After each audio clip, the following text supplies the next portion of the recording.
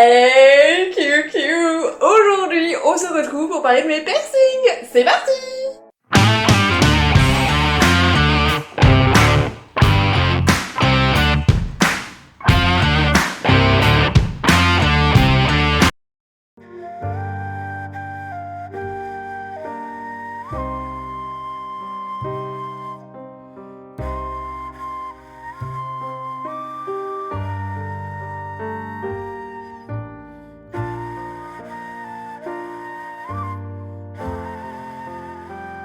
J'ai calculé, j'ai été percée normalement, si je me trompe pas, 32 fois et il m'en reste actuellement 29 encore sur le corps. Je vais vous présenter un petit peu les différents piercings que j'ai, même si la plupart se voient rapidement, et vous expliquer un petit peu pourquoi j'ai autant de piercings, la douleur, la cicatrisation, tout ça, parce que je pense qu'à force d'en faire, j'ai un petit peu d'expérience sur le sujet. Pourquoi j'ai décidé de faire cette vidéo maintenant? Parce qu'en fait j'ai été refaire un nouveau piercing hier et en fait à chaque fois je me dis ouais je vais attendre que mes piercings ils soient cicatrisés pour faire cette vidéo, sauf qu'en fait si j'attends que mes piercings ils soient cicatrisés je ferai jamais cette vidéo parce que disons que j'en fais très régulièrement, à peu près ouais, tous les 3-4 mois j'ai un nouveau piercing.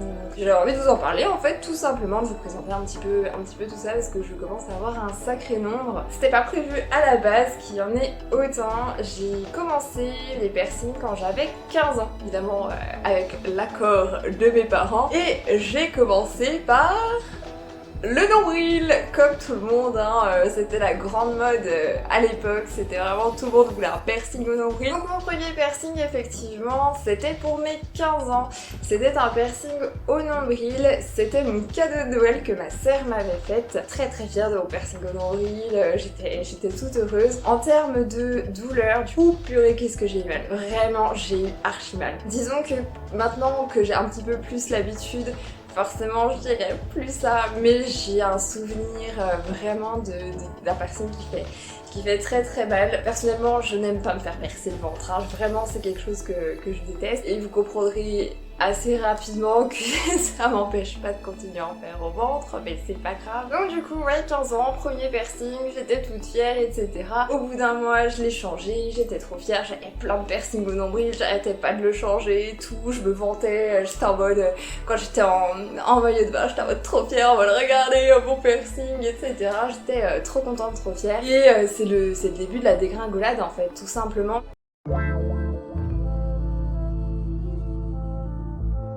Mon premier piercing, c'est pas le nombril, mais parce que forcément on l'oublie, le premier lobe hein, qui a été fait quand j'avais je sais plus 2 ou 3 ans par mes parents au pistolet chez le bijoutier, et j'ai fait mon deuxième trou à 13 ans, c'était pour ma communion, c'était ma soeur qui nous avait offert également chez le bijoutier, donc au pistolet.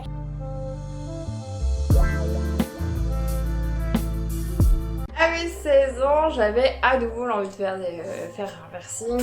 J'avais la chance d'avoir une grande sœur qui avait fait déjà pas mal de piercings tout le long, donc du coup les parents étaient un petit peu plus disposés à me laisser faire des piercings. Et je suis désolée, j'ai Moka qui est en train de faire de la roue et puis Denis qui éternue légèrement à côté, je suis vraiment désolée, j'espère que je n'aime pas trop. Oui Moka, je parle de toi, tout à fait. Oui t'es beau, oui t'es beau. Bref, quoi qu'il en soit, à 16 ans, je voulais faire mon deuxième piercing et il a été sans surprise l'hélix, que tout le monde a eu, que tout le monde a, que tout le monde veut avoir.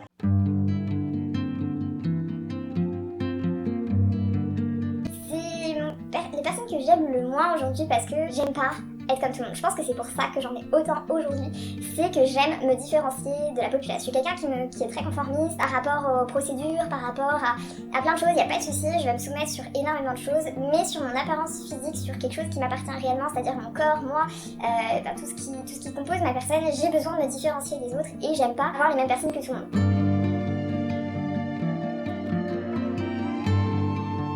L'hélix, en termes de douleur, honnêtement il m'a fait mal aussi parce que c'était mon deuxième piercing, première fois dans le cartilage, donc ça surprend. Mais finalement c'est plus la pince du perceur que l'aiguille qui fait réellement mal, je trouve. J'étais assez stressée en plus ce jour-là pour faire l'hélix, je m'en souviens très bien. Et je me souviens que j'avais mis à peu près 3 ou 4 jours avant de réussir à redormir sur cette oreille là, mais j'étais beaucoup trop fière avec mon petit persil, etc. J'étais en mode oh la folie, etc.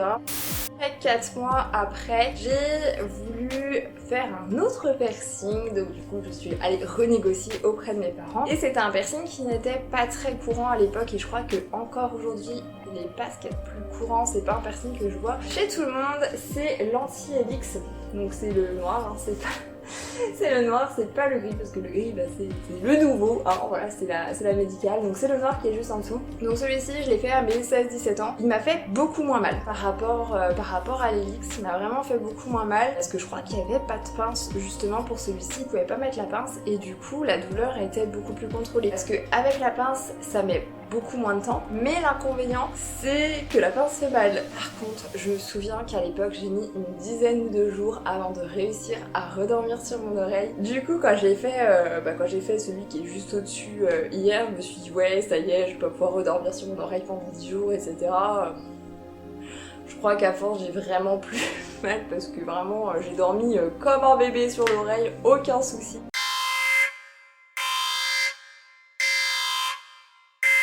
Donc je pense que à force, c'est comme l'épilation quoi, à force d'enlever les poils, on n'a plus forcément la douleur, je crois que c'est exactement pareil avec mes oreilles. J'ai attendu quelques années pour refaire un nouveau piercing. J'ai attendu mes 18 ans. C'est un piercing que je dis pas forcément à tout le monde, enfin que je ne vante pas auprès de tout le monde. Enfin, à l'époque, je m'en étais beaucoup vantée auprès de mes camarades de classe parce que j'étais très très fière. En janvier de mes 18 ans, je me suis fait percer le téton gauche. À l'époque, c'était vraiment pas la mode de se faire percer les tétons. C'était il y a 10 ans maintenant. J'ai une des rares à avoir été percée à cet endroit-là et j'en étais très très fière. Moi, je l'ai fait parce que tout simplement j'avais 18 ans, que c'était le premier piercing que je pouvais faire sans avoir l'autorisation de mes parents. C'était mon premier piercing que je me suis payé moi-même avec mes petits sous-sous.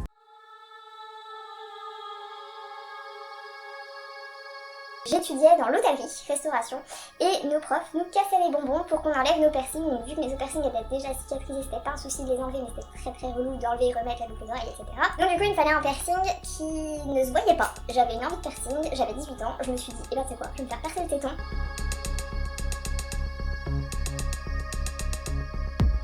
Avant ça, je me suis évidemment énormément renseignée par rapport à la cicatrisation, par rapport à l'allaitement, etc. C'est un piercing qui met énormément de temps à cicatriser. Moi, je crois qu'il a mis 3 ans avant d'être propre. Mais c'est un piercing qui est très rigolo à la cicatrisation, je trouve. Enfin, moi, j'ai beaucoup aimé.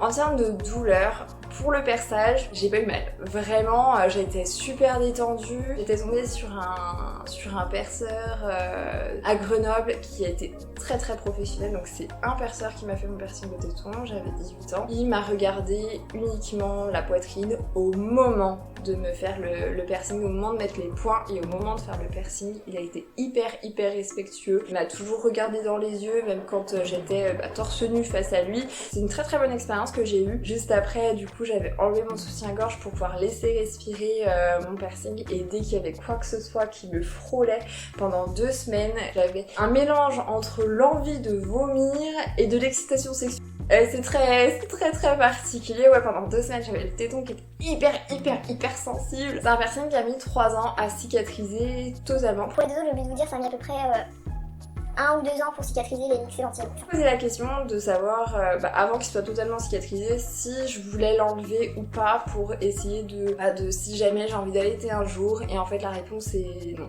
je ne veux pas allaiter, du coup je l'ai gardé. Ce qu'il faut savoir, c'est que quand vous faites un piercing au téton, votre téton va devenir plus gros, il va s'étendre, etc. Donc j'ai une différence de taille entre mes 2 tétons parce que vu que je n'aime pas faire comme tout le monde et je n'aime pas la symétrie dans mes piercings, et du coup j'ai le téton droit qui n'est absolument pas percé et ce n'est pas prévu. Bonjour ma Benny, ça va Henri? Qu'est-ce que tu fais? Tu fais quoi? Donc oui, donc du coup si un jour je viens à enlever mon piercing au téton, j'aurai le téton gauche qui sera différent du téton droit parce qu'il sera plus gros. Ensuite, on continue avec le rook. Donc le rook, c'est celui qui est à l'intérieur.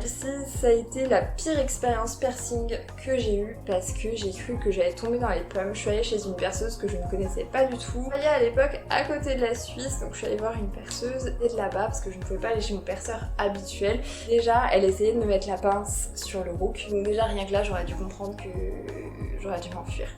Vraiment, j'aurais dû m'enfuir parce que à quel moment tu mets une pince sur le rook? Ce n'est pas possible.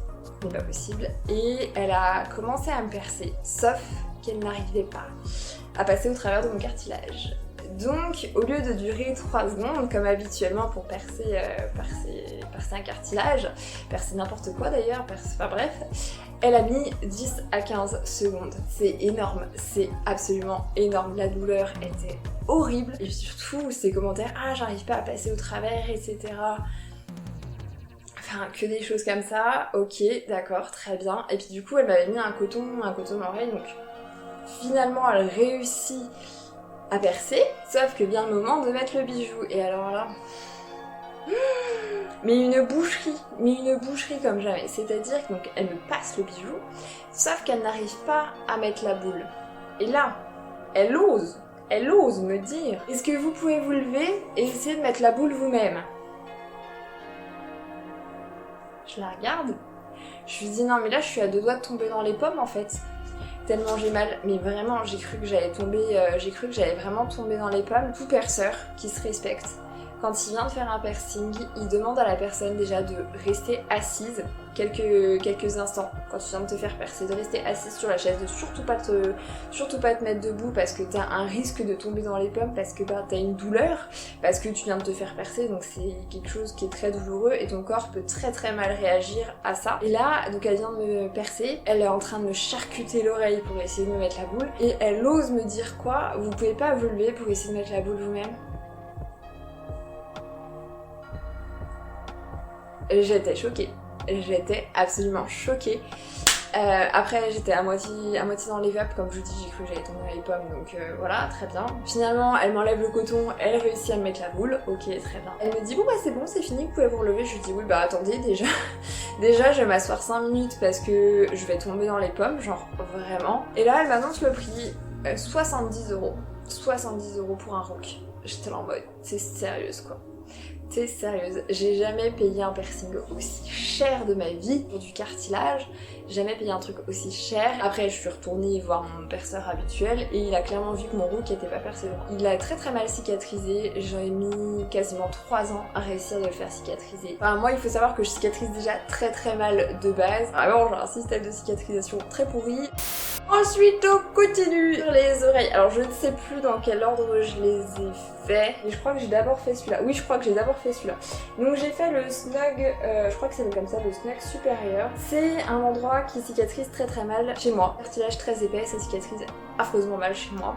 C'est pour ça que j'ai encore j'ai des traces de cicatrisation de ce piercing, mais ça vient absolument pas du perceur, c'est juste ma qualité de cicatrisation qui est comme ça. J'ai mis 2 ou 3 ans aussi, enfin 2 ans je pense à réussir à le faire cicatriser. En termes de douleur, m'a pas fait plus mal que ça, enfin je m'en souviens pas plus que ça, enfin ça fait forcément mal. C'est pas le plus douloureux honnêtement, malgré l'épaisseur du cartilage. C'est un piercing qui s'est très très bien passé, j'ai pas mal de chéloïdes, j'en ai chié pour le faire cicatriser, mais ça encore une fois, ça vient de moi, de mon corps qui cicatrise très très mal. Enfin je connais mes oreilles, je sais que sur ce type de cartilage là, ça cicatrise toujours très très mal chez moi. Et le snug inférieur, je pense qu'il s'appelle comme ça également, donc de l'autre côté, parce que je sais pas si vous verrez bien, mais j'ai aucun piercing à part mes 3 lobes qui sont symétriques l'un d'un côté et de l'autre. J'ai fait donc le snug inférieur, donc celui-ci pareil, j'en ai chié 2 ans pour le faire cicatriser, des infections à répétition, vraiment celui-ci il m'a particulièrement fait chier. J'ai cru à un moment donné que j'allais devoir l'enlever tellement l'oreille était comme as, mais j'ai bataillé. Si un jour vous avez une grosse infection sur un piercing, allez voir votre perceur. Il va vous dire ce qu'il en pense, il va vous dire les soins qu'il faudra mettre en place. Ensuite, j'ai fait mon piercing qui... Franchement, c'est celui que j'ai le plus de regrets parce que je l'ai plus. En fait, j'ai des regrets de plus l'avoir, tout simplement. J'ai fait un surface au-dessus du nombril et ce qu'il faut savoir, c'est que les surfaces, on a à peu près 70% de chance qu'ils fassent un rejet. Et le mien a fait un rejet, effectivement. Je l'ai gardé pendant 1 an. C'est un piercing que j'aimais énormément, que je trouvais très très beau. Aujourd'hui, je l'ai reproduit avec des microdermales. Je pense que vous l'aurez vu sur la petite vidéo de mon de mon piercing au nombril. J'ai encore peut-être une photo de ce piercing là, je vous mettrai les photos. Je le trouvais tellement beau, mais franchement, en termes de douleur et de cicatrisation, ça a été le pire en termes de douleur. Ça a été horrible. Il m'a percé sur 1 cm. Il fallait qu'il y aille doucement pour être sûr que ce soit bien droit. Donc c'est normal. Mais vraiment, en termes de douleur, ça a été l'un des pires parce que comme je vous dis, je déteste me faire percer le ventre. En termes de cicatrisation, c'est un piercing qui est très compliqué à faire cicatriser. Il me démangeait. Vous imaginez pas à quel point un piercing peut vous démanger, une cicatrisation peut vous démanger. Pendant 15 jours, il me démangeait, il me faisait mal. Je sais pas si vous êtes déjà fait tatouer, mais c'est la même douleur de cicatrisation qu'un tatouage. Et c'est un piercing qui très rapidement a commencé à montrer des signes de faiblesse. Au bout de 3 mois, la peau commençait déjà à devenir un petit peu transparente, à se reculer, à commencer à laisser transparaître la barre, etc. Et donc comme je vous ai dit, je l'ai gardé 1 an parce que moi je suis en mode warrior, hein. Moi je veux le garder, jusqu'au jour où je me le suis accroché dans la douche, c'est-à-dire que déjà il était très mal en point, il était vraiment pas beau du tout. Ma fleur de douche qui s'est pris dedans et j'ai ma boule qui est rentrée sous ma peau. Sauf que vu que ma peau était déjà fragilisée à ce moment-là, donc c'est rentré à peu près à la moitié du piercing, c'est rentré sous ma peau. Donc j'ai réussi à ressortir le piercing, ça a été extrêmement douloureux et à la suite de ça, pendant 1 semaine, j'avais du pus qui sortait de l'endroit où la boule s'était logée. Du coup, je suis allée voir mon perceur, j'ai demandé son avis sur mon surface, il m'a dit ton surface il est dead, il faut que tu l'enlèves parce que sinon de toute façon tu vas avoir une cicatrice encore plus grosse que ce que tu vas déjà avoir. Avec beaucoup de regrets que j'ai retiré ce piercing là. Et c'est ce même jour où j'ai retiré mon surface, où j'ai fait mon flat. En termes de douleur, bah ça s'est très bien passé. Attends, il n'y avait pas l'antitragus avant? Si. J'ai fait celui-là, le surface, et j'avais fait l'antitragus. J'ai déjà fini avec mon flat, mais l'antitragus est avant. Donc mon flat, je l'ai fait le jour où j'ai retiré ce piercing là. En termes de douleur, comme une lettre à la poste. Franchement, celui-ci, le cartilage est pas épais du tout. En termes de cicatrisation, je me suis juste tapé une grosse infection. Et donc juste avant de faire mon flat, j'ai fait mon antitragus. Donc c'est un piercing que j'ai fait...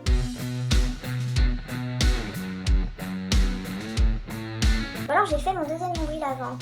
Non, j'ai fait d'abord l'antitragus. On est paumé dans les dates à force. Je sais plus où est-ce que j'en suis de machin de bidule. Bref. Quoi qu'il... Ou alors... Non, je l'ai fait avant. Bref, je ne sais plus les historiques de quand est-ce que je les ai fait avant de les faire. Bref, dans tous les cas, c'est à quelques mois d'intervalle.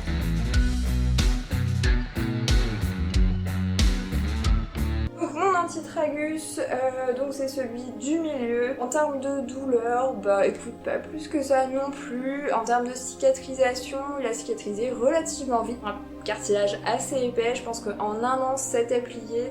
J'ai juste eu une très grosse infection au moment du confinement. Évidemment, au moment où le perceur était fermé, mais sinon ça s'est très bien passé globalement. Juste petit problème étant donné que vu que j'ai eu une grosse infection, il a énormément grossi et vu que le perceur était fermé, je ne pouvais pas aller acheter une barre plus large où j'ai le piercing qui peut littéralement entrer dans la peau. Voilà, mais ça rentre pas dans le cartilage, c'est juste la peau parce qu'il y a pas mal de peau à cet endroit-là, donc voilà, juste pour la petite anecdote. Ensuite, j'ai fait mon deuxième piercing au nombril, donc en dessous. À l'époque, j'avais pas encore les microthermales au nombril, donc je l'ai fait en dessous parce que à la base, je voulais mon surface et le double nombril. En termes de douleur, bah, ça a été comme tous mes piercings au ventre, ça a été... Enfin, c'est pas horrible, mais... C'est les piercings que j'aime le moins, c'est la piercing que j'affectionne le moins, j'aime pas, c'est pas... Ça fait mal, ça fait très mal, c'est très désagréable. La cicatrisation, c'est chiant. C'est un piercing qui m'a beaucoup fait chier, il a beaucoup rétréci également. Mais ça c'est parce que c'est comme ça, parce que c'est un piercing qui est beaucoup plus proche des pantalons, donc je me l'accrochais aussi beaucoup. C'est un piercing qui a mis facilement 1 an à cicatriser totalement. Aujourd'hui il bouge plus du tout, il va très bien, il est en pleine forme, mais du coup comme je dis il a pas mal rétréci parce que je me le suis pris dans pas mal de pantalons, etc. Donc ça a été assez compliqué de le faire cicatriser celui-ci contrairement à celui du dessus. Ensuite, après le premier confinement, j'ai fait mes premiers microdermales, donc ils sont pas ceux qui sont existants actuellement sur mon torse, mais qui étaient juste à côté. On voit encore les cicatrices, je pense que j'essaierai de vous montrer en vidéo, voir si ça se voit bien en fait, tout simplement.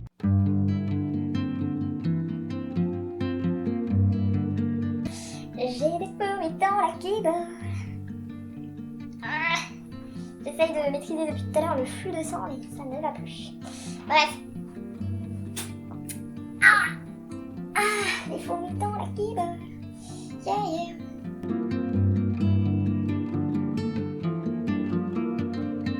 Les premiers microdermales, du coup donc je les ai fait format comme ça. Je les ai gardés pendant 1 an. Ça s'est pas giga bien passé ma première expérience de microdermale parce que je connaissais pas encore les tenants et les aboutissants de comment ça se passait, etc. C'est des piercings que j'enlevais énormément le bijou et je laissais beaucoup sans les bijoux parce que ça me gonflait. J'arrêtais pas de me les attraper de partout et j'en avais un qui commençait à... Enfin la peau s'enlevait littéralement de la barre, donc il allait forcément tomber un jour ou l'autre. Donc j'ai préféré les faire retirer avant d'avoir une plus grosse cicatrice que ce que j'avais.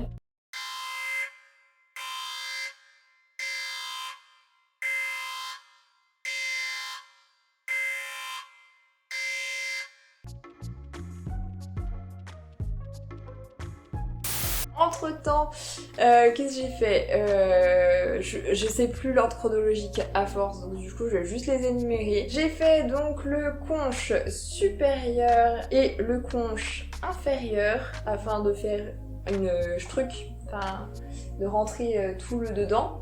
Et le projet c'est de faire tout le dehors aussi. J'ai fait également donc le des, qui est donc à l'intérieur de l'oreille. Les conches en termes de douleur, tranquille ou biloute. En termes de cicatrisation, ça a été très rapide. Vraiment, celui du dessus en 6 mois c'était plié, celui du dessous également en 6 mois c'était plié. Vraiment j'étais choquée. Mon des pareil, en 6 mois c'était plié.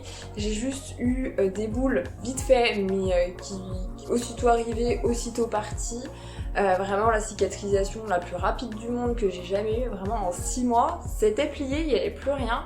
Mes 3e trous, je les ai fait à peu près en même temps que les autres, donc 3e trou que j'ai fait faire chez mon perceur. Eux, ils ont mis à peu près 6 mois aussi à cicatriser, ils m'ont un petit peu plus fait chier, ils ont eu pas mal de boules, etc. Et ensuite j'ai fait mes 2 autres antitragus, donc celui-ci comme vous pouvez le voir, cicatrisation compliquée, c'est ce que je vous explique en fait, c'est tout ce genre de choses que j'ai à chaque fois en fait, tout simplement j'ai une boule qui apparaît au coin de cicatrisation et tant que c'est pas cicatrisé, je peux te dévenir. Et tant que ça n'est pas cicatrisé, et ben c'est comme ça part, ça revient. C'est un bail permanent en fait sur les boules. Donc du coup c'est pour ça que j'ai encore une boule. Et je connais mes oreilles, je connais mes piercings, etc. C'est pas jojo à voir, mais ça ne met pas en difficulté le reste de mes piercings ni mon oreille. Le premier, donc celui du dessous par contre que j'ai fait en même temps que celui-là, donc il y a 1 an, il est cicatrisé. Chercher la logique, vraiment il m'a pas mal fait chier celui du bas, mais il est déjà cicatrisé. Comme quoi, non mais vraiment, ça dépend vraiment de l'endroit où vous faites votre piercing, hein, parce que l'autre il est pas cicatrisé et l'autre il est déjà cicatrisé.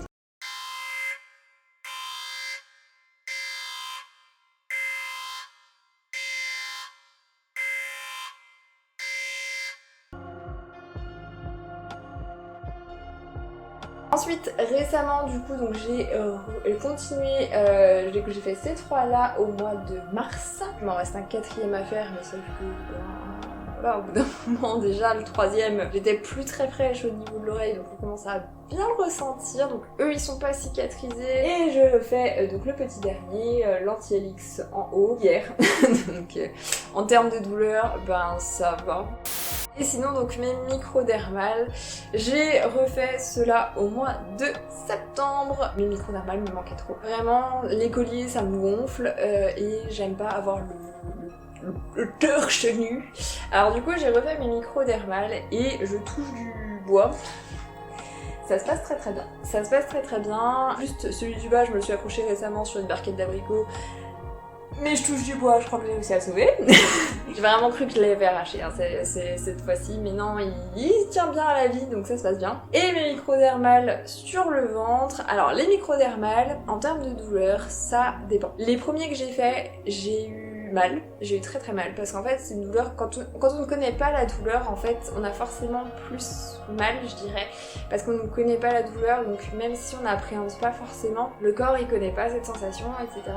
Du coup les premiers que j'ai fait, franchement j'ai eu mal, on va pas se mentir. Là, comme une lettre à la poste, honnêtement ça s'est très bien passé. Sur le ventre ça a été plus compliqué parce que je déteste me faire percer sur le ventre. Ils vont très bien, je les ai depuis décembre, ils se portent à merveille, ils sont tout heureux sur mon petit bébé. Je crois que j'ai rien oublié, normalement j'ai bien présenté tous mes piercings. Et sinon effectivement là j'avais pas mon piercing, mon septum, tout simplement parce qu'en fait dans les vidéos c'est un faux que je porte. Je n'ai pas le septum percé, je n'ai aucun piercing sur le visage, aucun piercing sur la langue, aucun piercing dans la bouche. Pourquoi j'ai pas de piercing sur le visage? Parce que déjà avant je travaillais dans l'hôtellerie, donc avoir des piercings sur le visage c'est pas ce qu'il y a de plus acquis, et puis c'est surtout que j'ai pas envie d'avoir des cicatrices sur le visage parce que je sais pas si un jour je me laisserai mes piercings ou pas. J'en doute, mais je me dis on sait pas. Sur les oreilles, ça me dérangera pas d'avoir des trous partout, c'est pas grave d'être une passoire. Par contre sur le visage c'est quelque chose qui me dérange beaucoup plus parce que déjà c'est quelque chose qui est très visible, un piercing sur le visage. J'ai hésité pendant un temps à me faire le médusa, mais le problème qu'il y a c'est que vu que j'ai le nez de travers, maintenant vous allez voir que ça, vu que j'ai le nez de travers, ça a souligné le fait que j'ai le nez de travers parce que du coup j'ai mon arc de Cupidon qui est dévié également, étant donné que mon nez est dévié. Je voulais me faire le smiley, mais c'est très débile, mais j'ai peur de la douleur. Oui, tout à fait, oui, je l'ai dit, quelqu'un qui a plus de 30 piercings a peur de la douleur, tout à fait. Et j'hésitais aussi à me faire le frein de la langue. Donc juste en dessous de la langue, sauf que pareil j'ai peur de la douleur, j'ai peur des infections, j'ai peur d'avoir un coup comme ça à cause de ça. J'exclus pas qu'un jour je les fasse. Pendant un moment pareil je voulais me faire le double nez de chaque côté, mais tout ce qui est visage vraiment c'est quelque chose que j'ai du mal à envisager en fait. J'ai encore beaucoup d'idées de piercing de toute façon sur les oreilles, sur le corps, etc. Quoi qu'il en soit, j'espère que ma vidéo vous aura intéressé, j'espère qu'elle n'aura pas été trop longue parce que là vraiment je vois que je suis à 45 minutes de rush à peu près. J'espère que j'aurais rien oublié. Si vous avez des questions sur les piercings, moi je vous réponds en tant que cliente, en tant que consommatrice. Un piercing ça se réfléchit, c'est pas comme le tatouage, c'est pas à vie, mais il faut bien y penser que vous aurez une cicatrice à vie dans tous les cas. Donc réfléchissez bien avant de faire un piercing, renseignez-vous sur le lieu où vous allez faire votre piercing, que l'hygiène soit irréprochable, que vous sentiez bien avec la personne qui va vous faire le piercing, que vous vous sentiez suffisamment à l'aise, etc. Parce que c'est très important. N'hésitez pas à me dire vous en commentaire si vous avez des piercings, n'hésitez pas à lâcher un petit like si la vidéo vous a plu, n'hésitez pas également à vous abonner si vous voulez avoir ma tête dans cette future vidéo. En attendant, je vous fais des énormes bisous. Bisous.